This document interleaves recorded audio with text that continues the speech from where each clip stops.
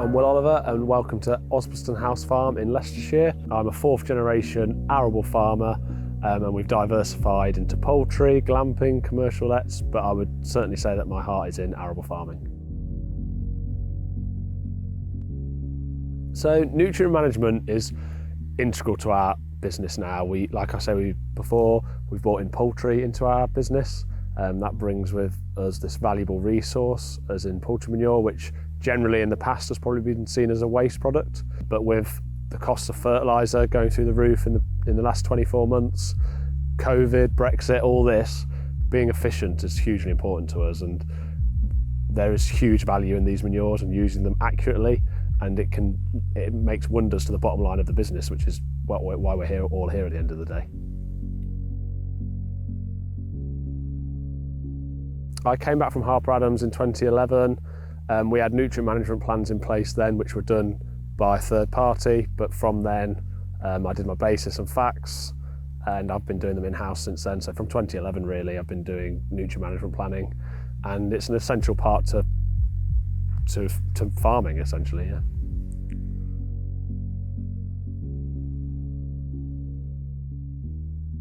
I brought nutrient management planning into our farm management process, decision-making process, really, because of the savings that can be made. Buying fertiliser not only was it a big expense, but it was a big decision in terms of timing, when to do it. And it's just making yourself adverse to risk, I suppose, and having manure available, deciding where you're going to use it in your rotation, changing your rotation accordingly. It all becomes part of your integrated pest management plan and your nutrient management plan. It's all coming from the same hymn sheet, really. So the biggest change that we've made with our nutrient management plan is when we had poultry manure, digestate, sewage sludge become more readily available, is having maize in our rotation, because it is a spring crop which can utilise cover cropping, it can utilise manure in the spring, which is when we want to be using it really. We're not putting it on crops in the autumn and then it's having a deluge of rainfall like we've just seen this year or last year. It's like I say, it's spreading that risk, getting the most out of those nutrients and getting the best profit margin at the end of the day by those resources that we've got available to us. Nutrient management planning does bring challenges because yes, we have manure, yes, we have bagged fertiliser that we use, but each comes with its own challenges. So applying them can be detrimental to your soils. Also, incorporating the manure is seen as the correct thing to do, and it is the correct thing to do.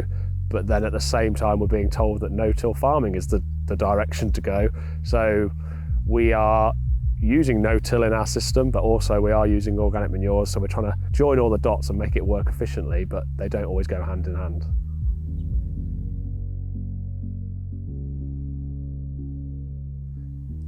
Seeing the impact is a lot easier when you start measuring things. So things like organic matter, testing our soils. We've all been testing our soils every 5 years for for pK, pH, things like that, whereas now organic matter, carbon's coming into play, and that can add value to your business in other areas with biodiversity net gain, carbon trading. It's opened a whole can of worms and it's quite interesting, but most of it all links to efficient farming at the end of the day. If you can get the best out of the nutrients, improve your organic matter, improve water retention of your soils, it's all moving in the right direction.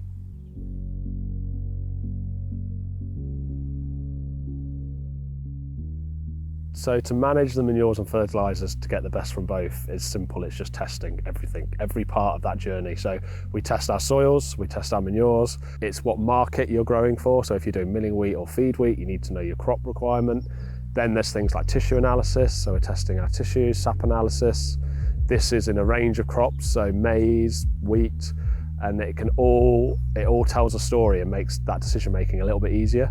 And if you can save a ton a hectare of poultry manure because you don't need it in that certain area and you can use it elsewhere, then you are cutting your costs of bagged fertiliser. When we first started utilising poultry manure and other organic manures on the farm, I was doing a lot of yield mapping, a lot of testing, a lot of trialling, and in our first year of applying poultry manure to a growing wheat crop in the spring, we saw a 0.86 tonne a hectare improvement in yield compared to the bagged equivalent. We're seeing a lower cost of production and a better yield at the end of the day, so it helps the bottom line in both ways, so it's a win-win. There are challenges with getting the manures on depending on the weather. You've got to have a plan B, and the plan B is often in the bag.